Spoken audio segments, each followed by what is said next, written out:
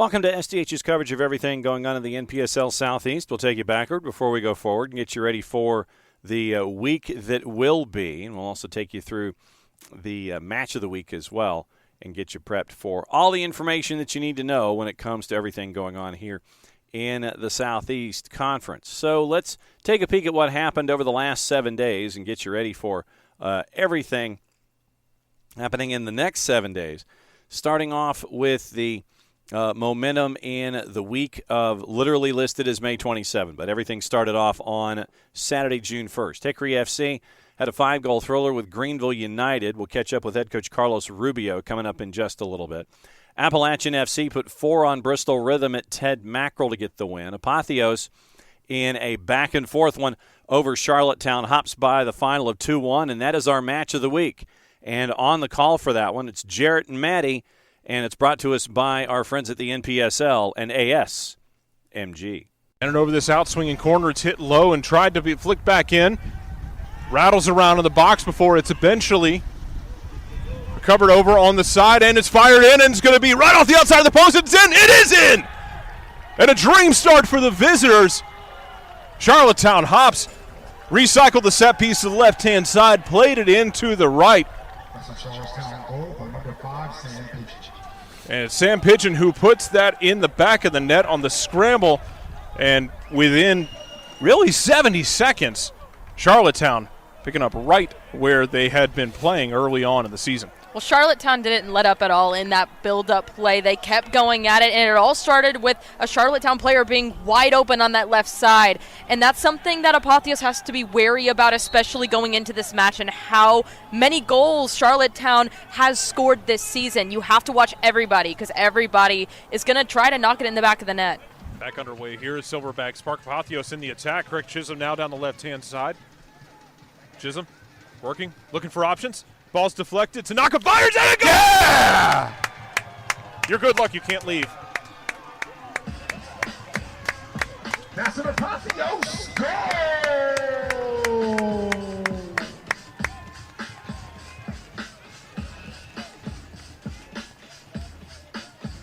Well, how about that for Apotheos to get right back on the scoreboard as coach Tanaka, who after a great counterattack from Apotheos down the middle is played out left to Craig Chisholm. Chisholm has his ball deflected, falls to Tanaka, one-times it with the left foot into the far corner. We are back square here at Silverbacks Park. And Chris, I don't know if you can leave now. This free kick flipped in, and it's in the back of the net! That's an Apotheos goal!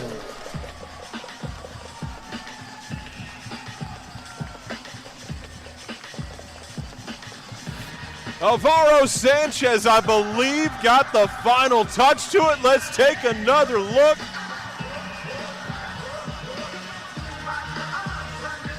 And in the 88th minute, Apotheos have flipped the score around and take a 2-1 lead at home. Alvaro Sanchez gets his head to that set piece and now moments away from another home victory for Apotheos FC. 865 Alliance went to UNC Wilmington and shut out Port City by the final of 1-0. So that now gets us into the standings on the season in the Southeast Conference. Hickory, with 5 matches played, 4 wins and a draw. And they are at the top of the ladder right now as we go by the points per match average at 2.6. Appalachian FC is second after 4 matches played, 3 wins and a draw, 12 goals scored, 2 allowed. They're at 2.5.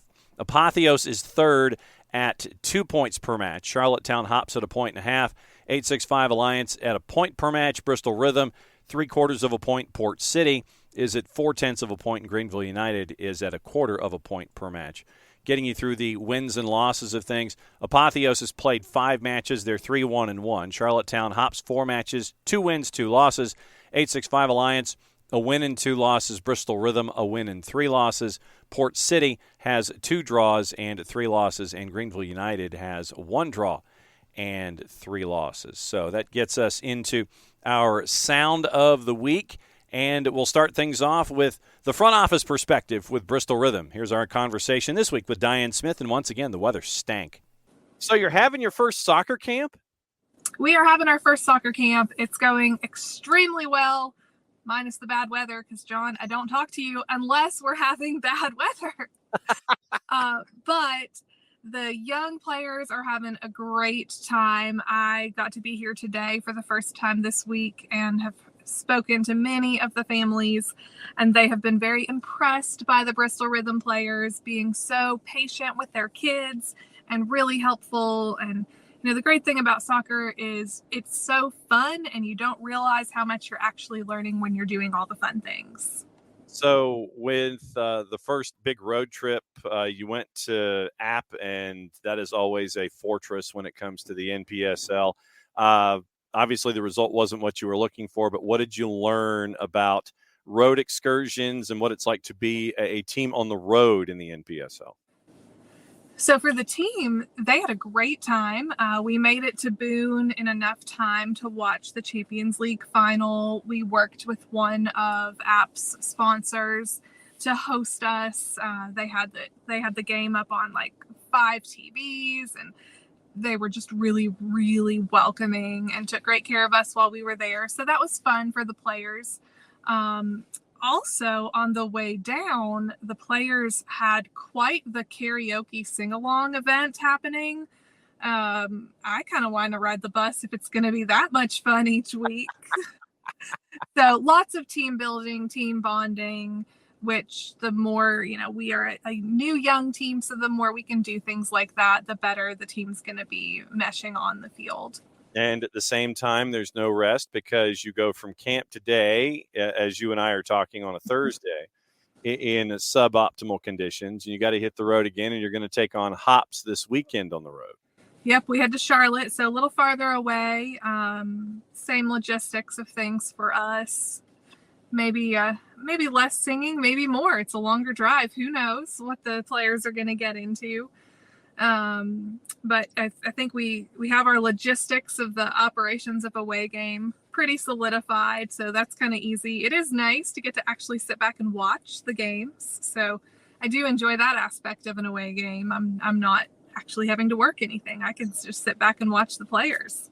And, as things are right now, obviously you got that one win in your first 4, but I mean, it's a first-year club, and what you and I like to talk about on a weekly basis is the idea of the growth of that first-year club in the community, learning about the community, learning about yourselves, learning about how things are supposed to go. From the first conversation we had to now, it's been fun to see from your perspective how a front office approach is for a new club. I know that you have your moments where you'd like to just kind of sit in the car for a couple of minutes, but what's it been like? Everything has just completely exceeded our expectations. We've worked very hard to get to where we are, and it's just so humbling, and I'm so proud that the things that we have worked so hard to do have paid off, and that our supporters are amazing. We had a pretty good crowd follow us to Boone. We probably had about 50 people in the stands for our first away, first season. Like, that was more people than I was expecting. Every time I saw someone with a purple shirt walk in, I was like, come find us. Like, we're over here. Like, we're all going to do this together. And it wasn't just, players' families. It was genuinely like our supporters came. So like, we just have a really, really exceptional fan base, and I'm hoping we can turn the results on the field to something they want to continue to be proud to support. And that's the things we're learning. Next up, we catch up with Apotheos head coach Jonny Mercado and find out how he thinks things have gone so far through the first 5 matches, 3 wins on the board. Hey, Coach, thanks for joining us this afternoon, catching up with everything that's happened in the last week for Apotheos. For those of you that aren't aware, Apotheos with let's call it a gritty 2-1 home victory over Charlottetown Hops. Gave up a goal in like the second minute. But then, Coach, you made some changes at halftime. You get the goal in the 46th minute, and then in the 88th minute, I guess, from looking at it from the sideline where we were up on the platform, not having to run around, it looked like just a really gritty ballsy win by this team, showing they can win a different way. Yes, absolutely. From the beginning of the season till now, we have really, myself, Coach Joel, Coach Allen, have worked hard and endlessly to establish an identity on this team. We have so many cultures on this team that we want to take full advantage of it. And I think one of it is we like you said, we do have a lot of grit, a lot of passion, and experience. We have youth, but we also have veterans on the team that I think helped us get this result this last Saturday. It's not easy getting scored on quick into a game like that, because I told the boys, I do not want to be a team that's known for being switched off early in the game. I want us always switched on consistently at all times. And sometimes in soccer, things, you do have to make changes. That's the tough part about being a coach. You want to keep everybody happy. You want everybody to play, but that's just not the case. You know what I mean? So it was a team effort making those switches. And it just so happens that, when we made those switches, I think those guys came in hungry to prove a point and to show that they belong on the field as well. And I'm so proud of those guys, because, to come back 2-1 the way we did, it's not easy. But I told the boys to celebrate that, enjoy it. But we're back in the lab already, getting ready for this weekend. Yeah, I wanted to ask you about the last two games, because it's 3 weeks ago. It's the game in App where the weather delays it, and then you get the late draw where App pulls 2 goals back. I wanted to ask you about the growth of this team, because since then you went to Bristol Rhythm, you killed that game off, and then in this game it's tied late with Charlottetown, and then you get that late goal, I think 88th, 89th minute to put it away. I wanted to ask about the growth of this roster and the maturity to be able to see games out differently after that Appalachian game. Absolutely. I think in the beginning, we against Hickory, that was our first game. We were trying things out, didn't go our way, but we didn't put our head down.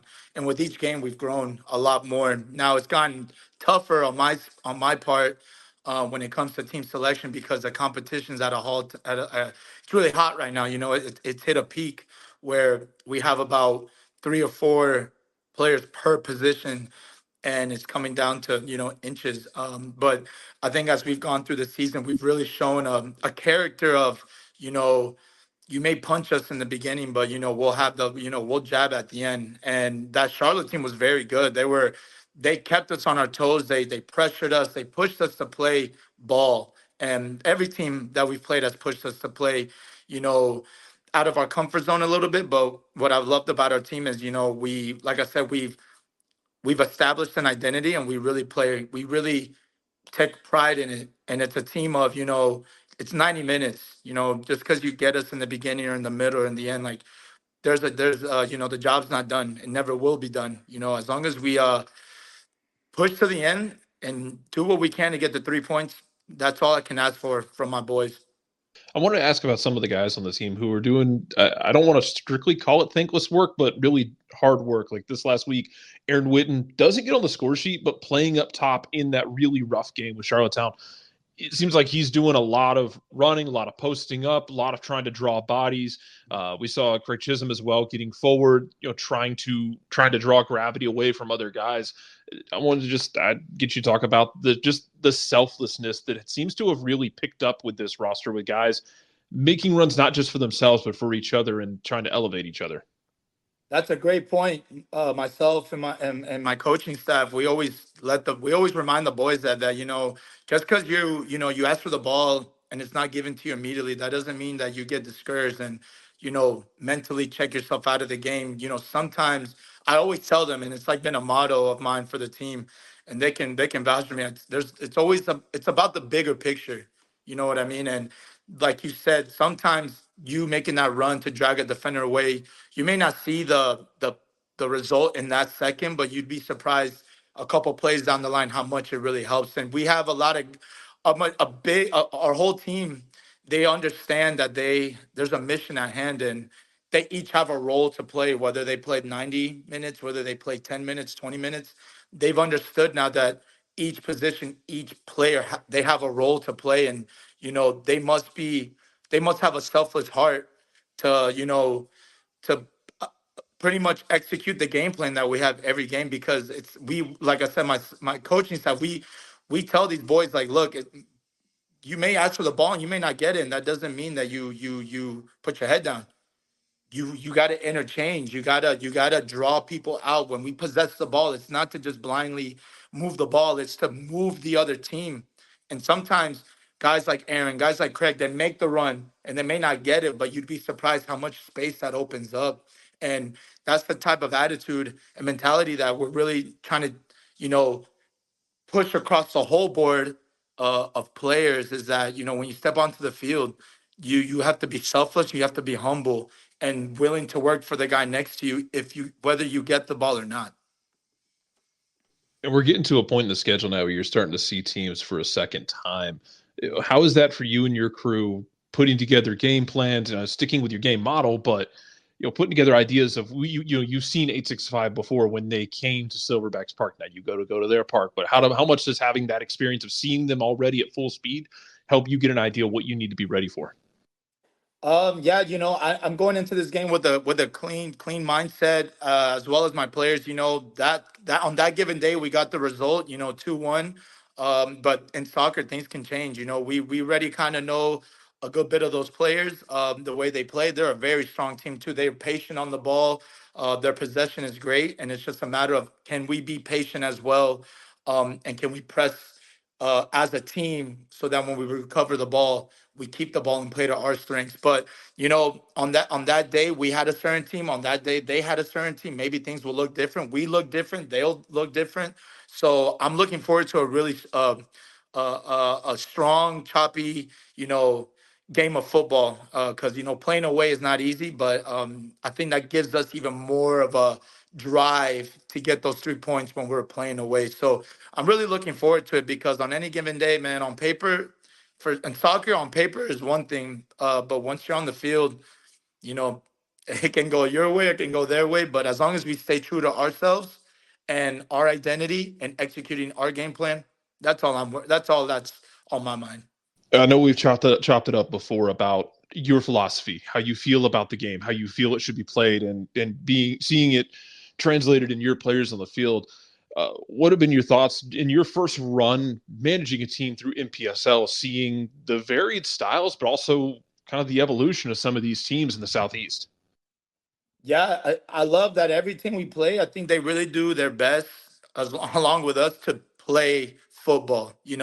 We haven't played a team yet that's just been straight booming it, like, just kind of like the ball spent half of the time in the air, which, some people like that, and, all respect to them. But I love the region that we're in, the teams that we've been playing, because like I said before, they're forcing us to play football, and I love that, because that's the point, to play this game. Like, I'm a little picky.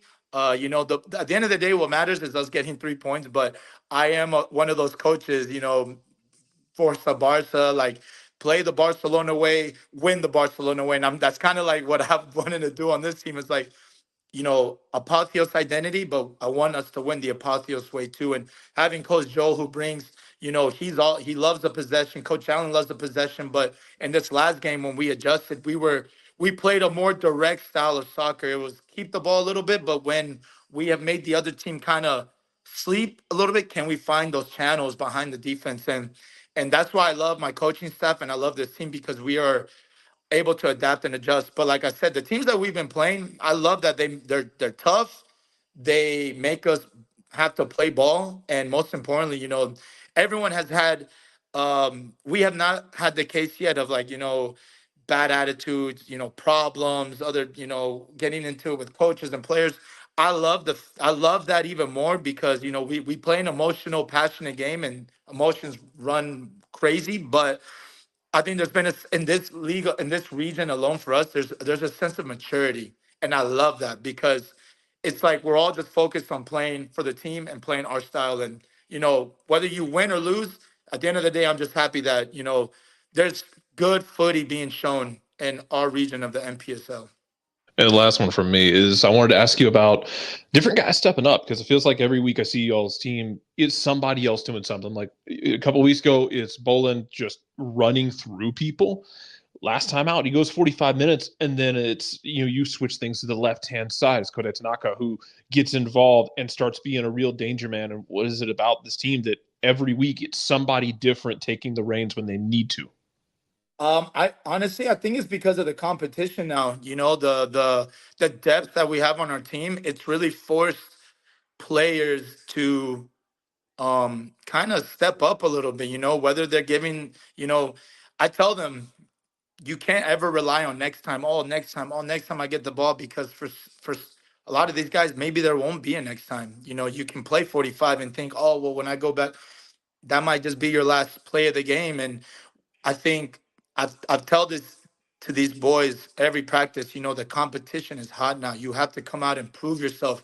We all have played at a high level, but I'm trying my best to set an environment where, yeah, we're all cool and we all come from different backgrounds and we all know how to play, but it's coming down to inches now. And knowing you can't be discouraged or sad. Maybe in the moment be mad or question what it is. What it is. That's part of the game. But I love the fact that every single game someone has felt that in their heart to step up. And I truly, truly, truly 99%, 100% honestly believe it's because our players are now seeing the depth that we have, and now they see for their own eyes, like, oh snap, like this coaching staff really, like, they are like, this is a deep team full of quality.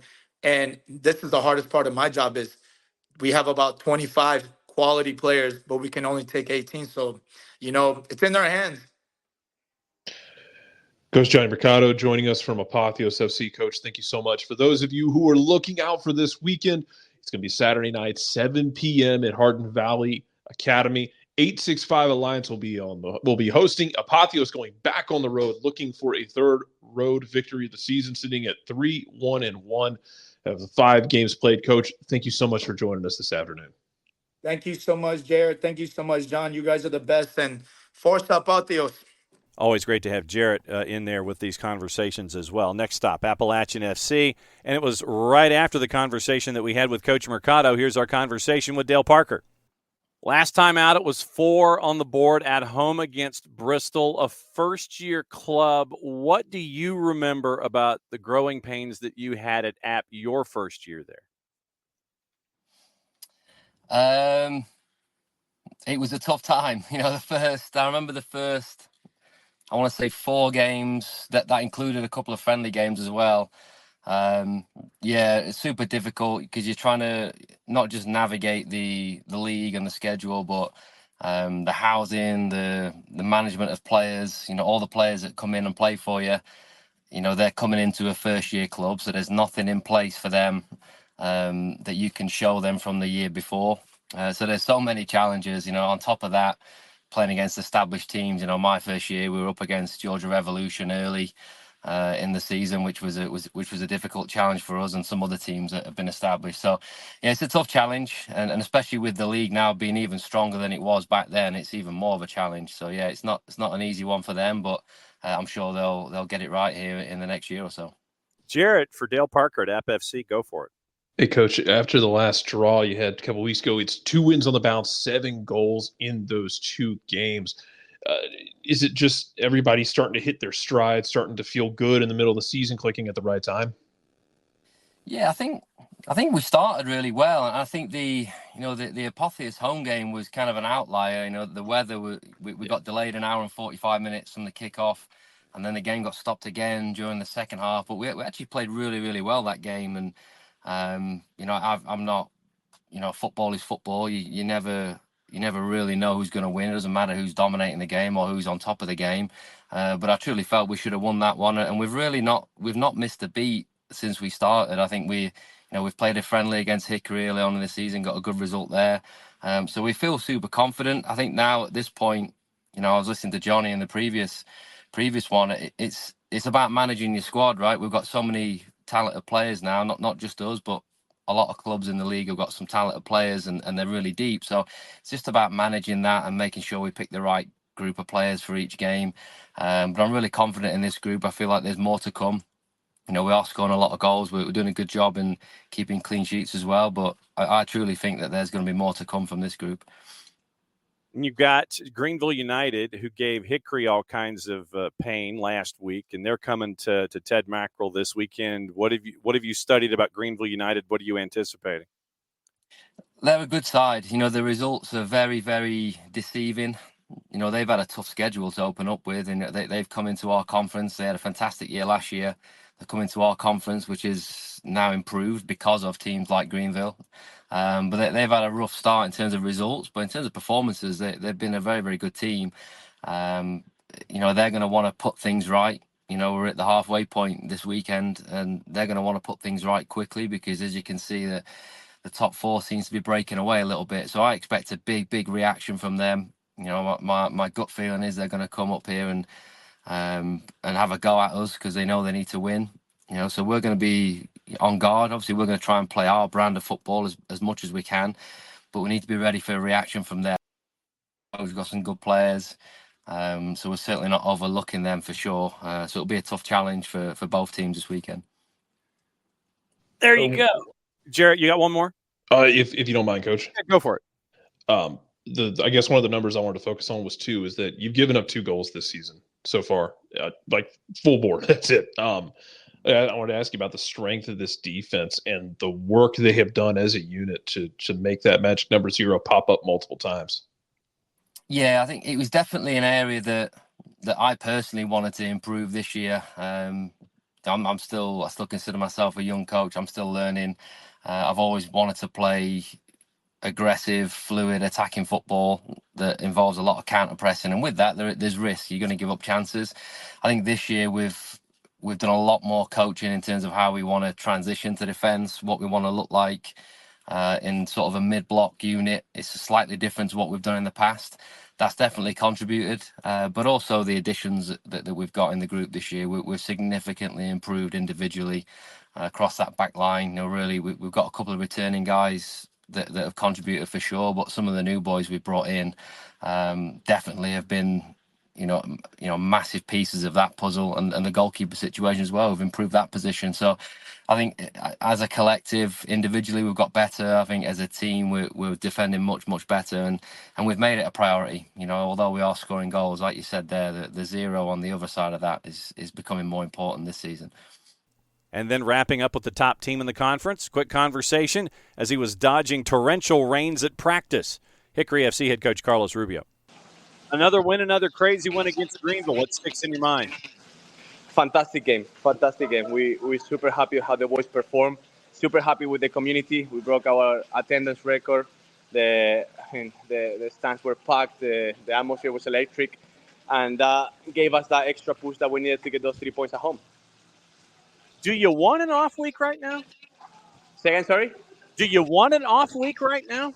Yeah, we're on an off week. We don't have a game this weekend, so it's been a good opportunity for us to see some of the boys that haven't had so many minutes, put them through some good training, and see where they are in terms of contribution for the second half of the season, if you can call it that way.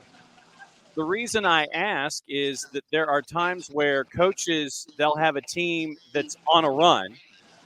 They'll be hot, winning a lot, and they don't want to stop that streak. But you'll take the break. You'll take the break, huh? Yeah, we'll take the break. I think we're at a good point of the season where we have had so many games in such a short period of time. Thankfully, the results have gone our way, but I think the boys are going to be thankful with this little break this weekend so we can recharge batteries and hit the ground running next week. You mentioned the support that you're getting. What has it been like to see that support there this season from the crowds there for Hickory? Fabulous. We knew the community was going to get behind our club, our team, but we didn't think it was going to be at this level. So we're super thankful for what the ownership group has done to get the club running, and obviously the support from the community has been second to none. So we're super proud to see so many young kids playing the game we love and supporting us on the weekend. So that sets us up for the conference schedule for the week, and Hickory gets the week off, and that was interesting to get the conversation started with Coach Rubio about that. And it was Greenville United starting the week off really back on Wednesday, the 3-3 draw with our friends at Port City. Saturday, it is 3 matches, and then everybody gets a week off. It is Greenville United hosting Appalachian at Ted Mackerel at 7 o'clock. The other 2 matches, 7 o'clock as well. Apotheos visiting Hardin Valley Academy and Hawk Stadium to take on 865 Alliance, and Charlottetown Hops at CSA Ortho Carolina hosting Bristol Rhythm at 7 o'clock on June the 8th. If you are in market and can catch any of the action, please do. You get to see some of the growing talent here in the Southeast when it comes to the sport of soccer in the growing league that is the NPSL. If you are in market and can't make it, follow along on local providers. If you are out of market and can't make it, follow along on local providers. Follow along on their social media platforms when it comes to the clubs. And you can always listen to us every single week here at SDH, and we'll break down everything for you in the NPSL Southeast. For everybody here at SDH, I'm just John. Thanks for dropping by and learning yet another week about what's going on in the NPSL Southeast. Play it safe, everybody. Enjoy the games.